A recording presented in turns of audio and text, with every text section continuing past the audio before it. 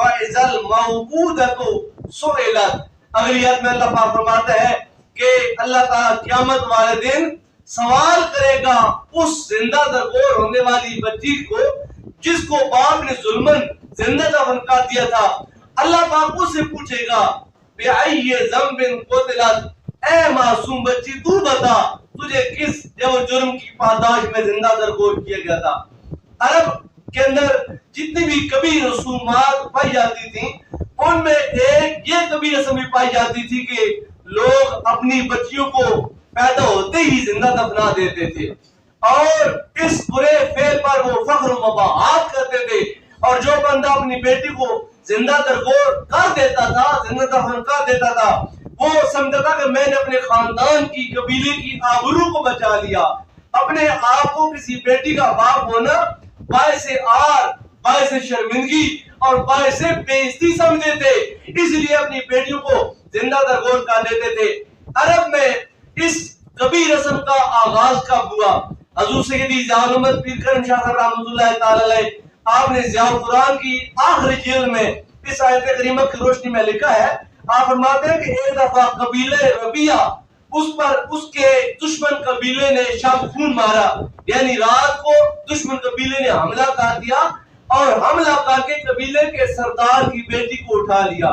اٹھا کر کڈنیپ کر کے اغوا کر کے ساتھ لے گئے. بعد میں جب دونوں قبیلوں کی آپس میں صلح ہوئی, رضامندی ہوئی, تو اس لڑکی کو واپس لوٹایا گیا اور اس لڑکی کو اختیار دیا گیا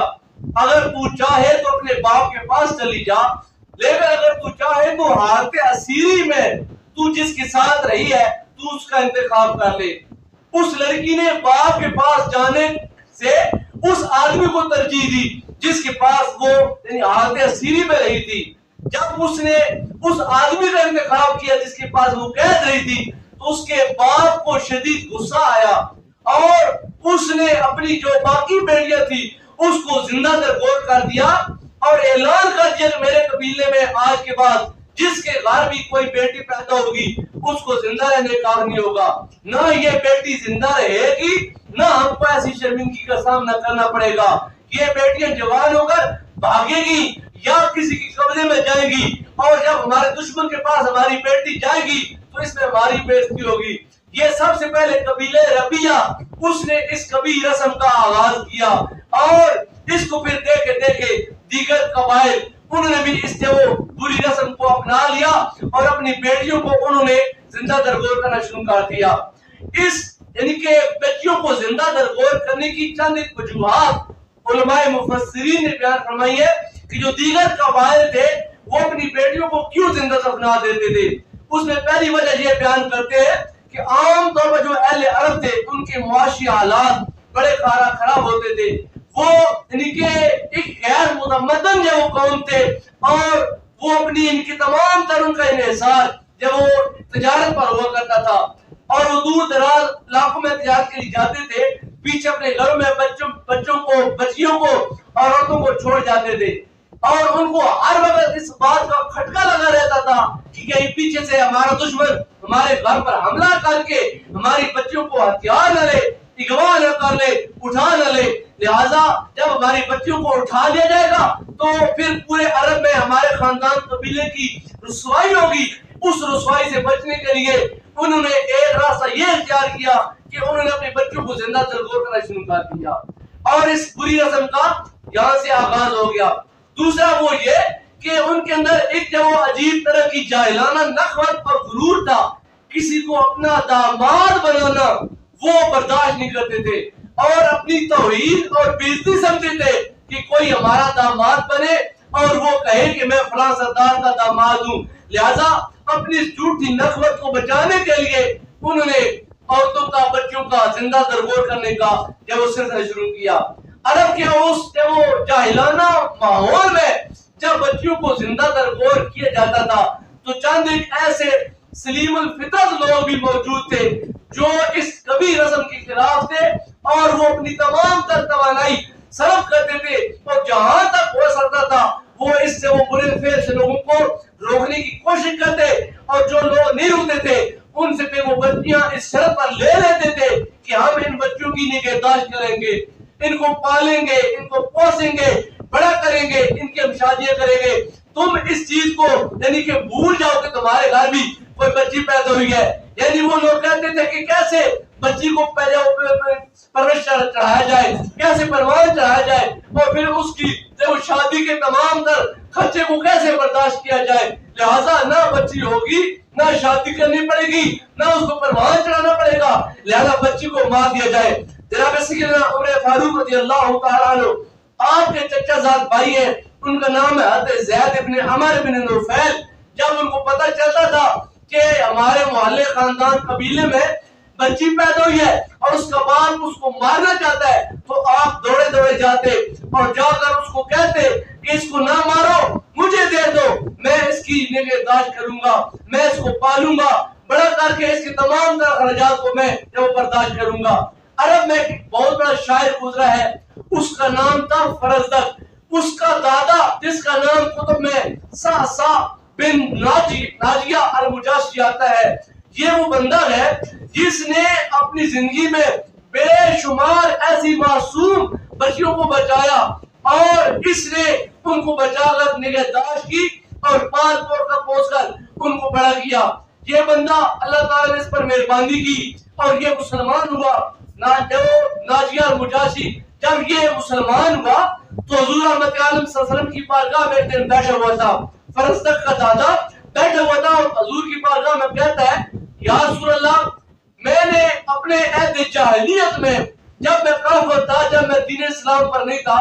میں نے کچھ نیکیاں کی ہیں, کیا مجھے ان نیکیوں کا ثواب ملے گا؟ آقا نعمت صلی اللہ علیہ وسلم نے فرمایا, بتاؤ تم نے اپنے عہد جاہلیت میں کیا نیکیاں کی ہیں؟ کہتا ہے, میں نے 360 ایسی بچیوں کو زندہ درگور ہونے سے بچایا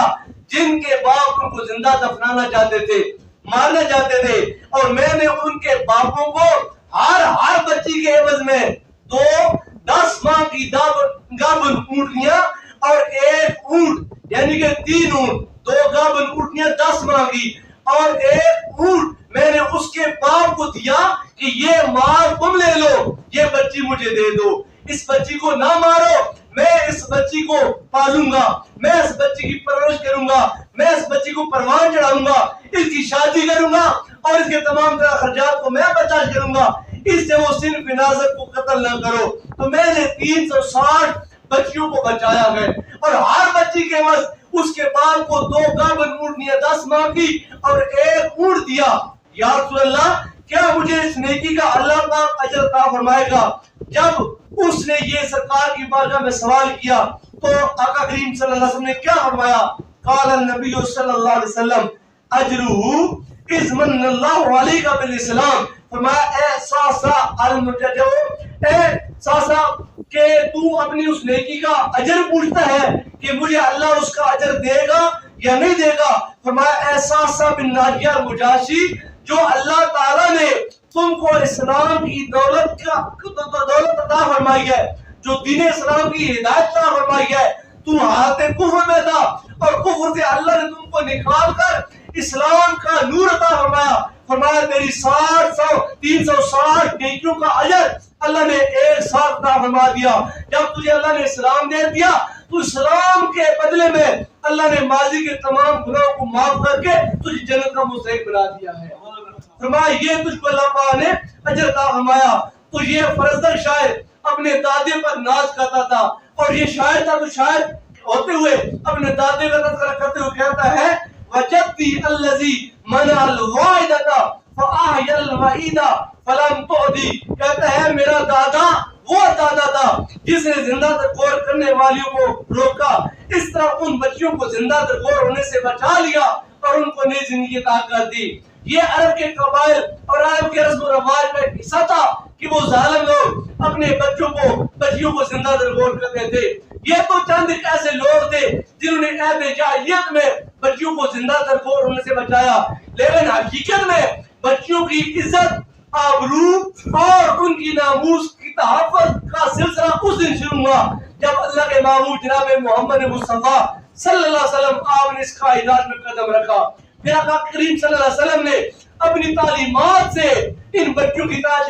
ناموس کا اظہار فرمایا فرمایا بچیوں کو زندہ درگور نہ کیا کرو، یہ بچے تو اللہ کی رحمت ہوا کرتی ہیں، جس گھر میں اللہ کی یہ رحمت نازل ہوتی ہے اور جو باپ ان کی نگہداشت کرتا ہے، یہ بچے کل قیامت والے دن ماں باپ اور جہنم کے درمیان آڑ بن جائیں گی، دیوار بن جائے گی۔ فرمایا اگر ماں باپ اپنے گناہوں کی وجہ سے جہنم کے مستحق بھی ہوئے، اللہ پاک ان بچوں کی برکت سے ماں باپ کو جنت عطا فرما دے گا۔ اور اللہ تعالیٰ کے محبوب صلی اللہ علیہ وسلم نے اس معاشرے میں، جس معاشرے میں بچی کو کوئی مقام حاصل نہیں تھا، کوئی عزت حاصل نہیں تھی، اور بچی کا پیدا ہونا باپ کے یہ رسوائی کا سبب ہوا کرتا تھا، اور قرآن کہتا ہے جب کسی کو بچی کی آمد کی بشارت دی جاتی تھی، بتایا جاتا کہ تیرے ہاں بچی پیدا ہوئی ہے، تو اپنے چہرے پر وہ کالا مار لیتا، منہ لٹکا لیتا اور شرم کے مارے اپنے گھر چھپ جاتا، باہر نہیں نکلتا تھا، لوگ مجھے تانا دیں گے تیرے گھر بچی پیدا ہوئی ہے۔ اور جب اپنی اس بچی کو وہ دفنا دیتا زندہ، تب وہ سینہ چوڑا کر کے فخر کے ساتھ باہر نکلتا اور کہتا کہ جس بات پر تم مجھے تانا دیتے تھے کہ میرے ہاں بچی پیدا ہوئی ہے، میں نے آج وہ نحوست اپنے آپ سے دور کر دی ہے، میں نے بچی کو مار دیا۔ اس گندے ماحول میں اللہ تعالیٰ کے محبوب صلی اللہ علیہ وسلم اٹھے، اللہ تعالیٰ کے محبوب نے فرمایا بچی کو نحوست مت کہو، بچی کو باعث آر مت سمجھو، لوگوں سن لو، فاطمہ تو بضعۃ منی، میں اعلان کرتا ہوں میری لخت جگر فاطمہ محمد کے جگر کا ٹکڑا ہے۔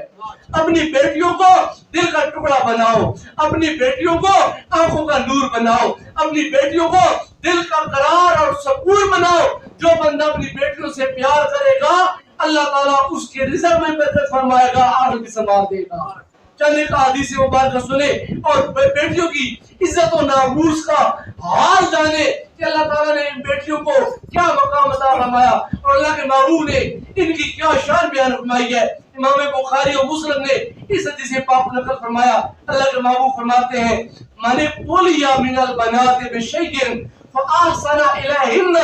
كن له سترا من النار۔ فرمایا جس بندے کو بھی اللہ تعالیٰ نے بیٹیوں کے ساتھ آزمایا،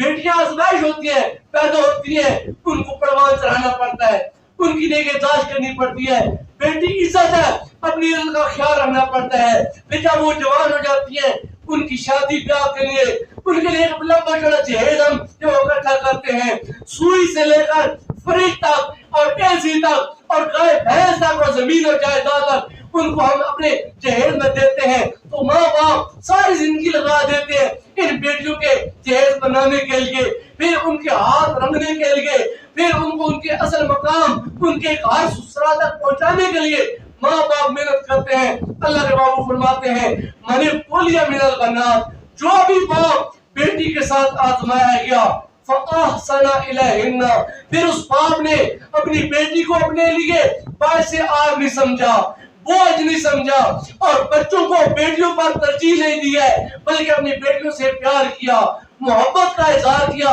جیسے کپڑے اچھے بیٹے کو لے کر دیتا ہے ایسے ہی اپنی بیٹی کو، ایسے نہیں رہتا کہ عید پر بیٹے کو اچھا جوڑا لے دو، بیٹی پچھلے کپڑے کے ساتھ ہی گزارا کر لے۔ جب کوئی کھانے کی چیز لاتا ہے تو ایسے نہیں کہتا اچھا فروٹ بیٹے کو دے دو، گوشت پکتا ہے تو ایسے نہیں کہتا بیٹے کے کولی میں بیٹے کی پلیٹ میں زیادہ بوٹیاں ڈالو، بیٹی کو بس آلو کی ساتھ ہی یا وہ گزارا کروا لو، ایسا نہیں کہتا بلکہ کہتا ہے میری بیٹی کو اچھا فروٹ دو۔ اپنی بیوی کو کہتا ہے جب سالن بناؤ میری بیٹی کو اچھا سالن دو۔ جب کپڑا پہناتا ہے اپنی بیوی سے کہتا ہے میری بیٹی کے لیے اچھا لباس کا انتخاب کرو۔ تو میں جس کو اللہ نے بیٹیوں سے آزمایا پھر اس نے بیٹی سے پیار کیا، اللہ اس کو اجر کیا دے گا، میں کن لہو سترا من النار، کل قیامت والے دن یہ بیٹی جہنم کی آگ اور باپ کے درمیان دیوار بن جائے گی اور اللہ کی بارگاہ میں کہے گی میرا باپ بے شک گناہگار تھا، میرا باپ بے شک بے نمازی تھا، میرا باپ بے شک زکات نہیں دیتا تھا، لیکن میرے خدایا میرے باپ نے میرے ساتھ پیار کیا، میں تیری رحمت کا اس کائنات میں اس مدد تھی، اس نے اس رحمت سے محبت کا اظہار کیا، مالک میری بات کو مان لے، میرے باپ کو معاف کر دے۔ اللہ کے محبوب فرماتے ہیں باپ گناہگار ضرور تھا لیکن بیٹی کی ایک سفارش پر باپ فرمائے گا فرشتوں اس کے راستے تبدیل کر لو، پہلے یہ جہنمی تھا اب بیٹی کی وجہ سے میں نے اس کو جنت عطا فرما دی ہے۔